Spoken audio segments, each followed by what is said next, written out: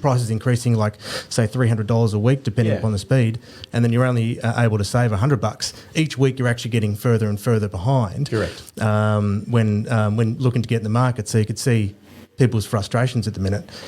Going once, going twice, sold. You're listening to the Property Pod. Hello, everybody. You're listening to the Property Pod, your weekly accessible access into the Tasmanian property market and hopefully beyond. We don't know. We'll do our best. But we are mixing it up today a little bit because we've got a really cool report to cover, and you'll notice a different voice opening up this time round. Rather than our resident expert, Aaron, he is still the master control of the camera and the voices, etc., and noise control. So hopefully get it right. But it's a bit of a fun change-up because we've got a lot of stuff happening this week in the office, which we'll cover off another time. But most importantly, I think it's a hat we need to cover off, Aaron, because we are today sponsored by the Sorrento Paint Team, my man Joe. So the good thing is, don't worry, mate, you'll be back for next week when we cover off all things good and exquisite painting by Joe Sorrento. I'll try and drop it as much as I can, mate, but we'll do our best. So joined in the studio today, commenting is my father, an expert and real estate legend in Tassie, Chris McGregor. Say hi, Dad, if you feel like it. Great to be here. Thank you, John. And, of course, Sam Allwright, our new member, and it's really excited to have you on the mic again, mate. So yeah, thanks, John. Love to be here. Yeah, thanks for joining the team. So today what we've got is the REIA has released their new housing affordability report for Australia-wide. So we know we threw you out both under the bus a little bit by quickly having to get a skim over the report. But, I mean, one of the most interesting things about this then is that over the last 20 years it's commenting on, quite simply, the affordability for property in Australia for Australians from Tasmania to Sydney, covering all the states. It's quite a good snapshot. I'm impressed to have a read of it. Yeah, and I suppose the good thing about having you in as well, Dad, was that this is covering from 2001, but obviously you've been operating in the industry a lot longer prior to that as well. So it'll be interesting to hear, I suppose, the differences that you experienced both as an operator and homeowner as well. Yeah, no, we can cover that. I mean, so to cover off a couple of things, just pragmatically, is there's three measures that the housing report covered. So I'll just quickly give the definitions and then we can just get stuck into it. So the first measure used was housing and rental affordability trend. So they describe that as the housing affordability takes the average home loan for that state or territory at the time for owner-occupiers and establishes the monthly repayments. So just the monthly repayments, and then these are based on a 25-year loan term at the standard variable interest rate. So then it says the rent-to-buy differential. So the rent-to-buy differential looks at the differential regarding the proportion of family income required to meet home loan repayments and rental repayments. So how much does it cost to buy a house versus how much it costs to rent a house? Yeah. And then lastly, the average home loan amounts percentage of first home buyers. So average home loans indicate the average new loan for owner occupiers is recorded by the lending indicators from the Australian Bureau of Statistics. Average first home buyer loan amounts are from the same source. It should be noted that average home loan amounts include first home buyers. So then I suppose, so what that is effectively saying, what is the percentage of new buyers entering the market at any one time? Yeah. So obviously there's a heap more dense in this report and we'll make this available in the show notes. First off, gentlemen, what are you, anything that popped into your, do you mind when you're quickly skimming over this morning? From my point of view, as a bit of a newbie, I suppose, I was quite interested to see the average loan amount jump up quite considerably from what was it, roughly 86,000 to 384. I think they were saying there's an increase of close to 342% over 20 years, which is just phenomenal. Yeah, and obviously that's, specifically focused on Tasmania as well with those numbers. I mean, obviously, average salary incomes have increased, those sort of things as well, but I don't think they've increased 350% in 20 years. Yeah. It's a big chunk. Well, it shows the difference between Australia, 2021 is 548, 323, and in Tasmania it's 384, 525. So we're still have quite a significant cheaper amount that we're borrowing on a loan compared to Australia. We're comparing states like New South Wales and Victoria. But when you consider, one of the things I'm looking at is the interest rates come down so far over those years, which has given people an opportunity to borrow more money, but they're actually borrowing more than they were, but was percentage to their loan than they were in the much earlier days. See, that's something that I just couldn't answer. That's what got me is like, why? Why is it that, like in Tasmania specifically, in 2001, it says the proportion of family income devoted to meeting an average home loan repayments were 18%. Yeah. And then from 2006, 2011, 2016, 2021, it says 30% or a third, 36, 25, and then 31. So why is it that we with interest rates, are we just conditioned now that because the banks allow us to borrow 30% or perceive that to be a reasonable repayment, is that then we just borrow it because we can? It's sort of become the new target. Yeah, it's like, well, like you said, Dad, it's if interest rates are low and you've got access to the cash, you just borrow what you can. I think there's a mixture of all those, what you just mentioned, John. There was a lot of cases where you'd had people go into the bank for a loan and they'd lend you a lot more than you believed you could afford. Yeah. And that's when the Royal Commission come in. But the other thing is also too, people's wants and needs are very different. What people need and what they want are two different things, aren't they? Yeah, yeah. And a lot of the times in the buying decision, they used to say the decision based on a need is 5%, and what people want's 95%. Yeah, that's it's quite a massive difference. So I suppose right now I did notice a trend after my time spent in the industry is the expectation of first home buyers on an average. We're never going to say that's always true, but I do notice that the expectations of first home buyers of what they will often want in a new home, be it an established home or a new home, seems to be a lot higher than it was perhaps 30 years ago, because because money's easier to borrow. We're like, well, I want all those flash stuff that my parents have right now. Whereas realistically, I often will say, look, your first home doesn't need to be your last home. Yeah. So don't feel like you have to stretch yourself to every little degree, because you will get all the things you want. You might just have to sacrifice a few things for today. Yeah. What's sort of the difference you've noticed, Dad, in that behaviour, from prior to 2001 to now? Well, when we first purchased, I think it was around 1985, something like that it was, and houses at the time were about $30,000 in Glenorchy, and between $30,000 and $50,000. But the interest rate at the time was about 8%, and you'd always you could get about 5% deposit at the time. Then so you'd always get the much smaller loan, and in our situation, we just wanted to get in the swimming lane. We just wanted to get into the market. Yeah.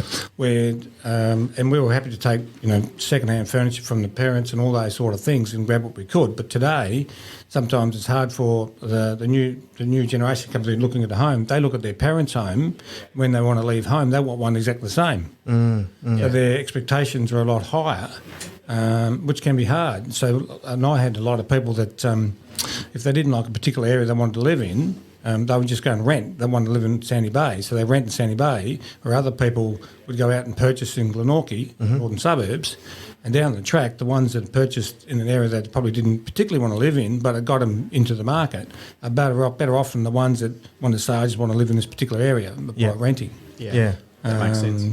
And I remember my brother looked at a unit. It was just a little two-bedroom unit in Moona, $41,000. He said, but it's just a little unit.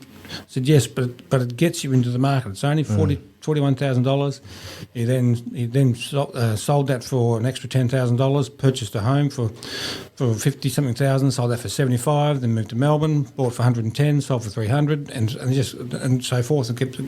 And he's in a beautiful big home now in Otago. But he wouldn't have been able to do that if he hadn't started in the first place by just compromising on what you're going to buy. So what would you say to, people that are going, well, it's easy for you to say because houses were cheaper back then. And yes, but I was on $5,000 a year too. See, yeah. So that's interesting. So that's where they're talking about that proportion of income. Because, I mean, obviously you could look back and go, well, you could have, well, why don't you just buy 100 homes because they were so cheap? Well, obviously the stress, I assume, on the household was exactly the same as it is now. And we're going to be saying that in 20 years' time too, when people are buying, we just sold a place in Dowson's Point for $700,000. People should be saying, well, I should have bought 5. Yeah. But you can't. Yeah. Well, because when did you buy your first home, Sam? Can you remember? Probably would have been in my mid-20s. About mid-20s? Up in Launceston. So what was your experience for you personally at that time? So what year were we talking about there? Going back now, probably late 90s. Okay. Yeah. Yep. Late 90s, early 2000s. Ended up, we were renting for probably about 4 years and then just decided to get into the market. So we bought a place that wasn't 100% to our liking. It was a little bit further out of Launceston than we would have liked. Like, we made a few sacrifices. Yep. It was never going to be our long-term house. We always envisioned to move back to Hobart with the family and friends. Yep. We made a few sacrifices. It was a nice place. We made it our own. But, yeah, back in those times, you just made do with what you could. Can you remember... because obviously when we're trying to fit a timeline back to the report, because we've got as early as 2001, but not prior to that. Now, in that report in 2001, it was saying that the proportion of family income devoted to meeting the average loan repayments was 18%. So, and then when it came to proportion of family income devoted to meeting median rents, it was 21%. So, 1/5 of our income at the time. Yeah. Can you remember the setup? I know it's a hard question, but the setup when it came to dealing with the mortgage, can you remember the deposit, etc., that you'd organised at the time? Yeah, our rent at the time was quite low. Okay. We, on purpose, rented a very small, cheap place so we could devote as much money as we could to a deposit. So we had that goal moving to Launceston, that for a couple of years we would do it tough to make sure we could afford that deposit to buy a property. Interesting. So, yeah. Yeah, and then once we got into the property, we had a nice little chunk going towards that. But as you're aware, I still like a few toys and motorbikes and things. As we all do. A bit of that did bleed off into that area. Yep. We certainly didn't borrow as much as what we could have. We just made a smart choice and realised that this would be a house for us for 2 or 3 years until we moved back down. Yeah, see that's an interesting point. It was a 2 to 5 year goal, honestly. Yeah. So you mean in terms of saving for that deposit and purchasing, or knowing you'd buy and then move on again? The whole thing from front to back. So 2 years of saving for the deposit, then purchasing the house, staying there for about 3 years, trying to purchase in a smart area, something we could do a little bit of fixing up on, but not a huge amount. Yeah. Not the handiest of persons, if I'm honest. Me either. And then basically moved back to Hobart. It was always that sort of 5 year goal. Yeah. Okay. Well, see, one of that I think an interesting story that you've got there was we rented to save money.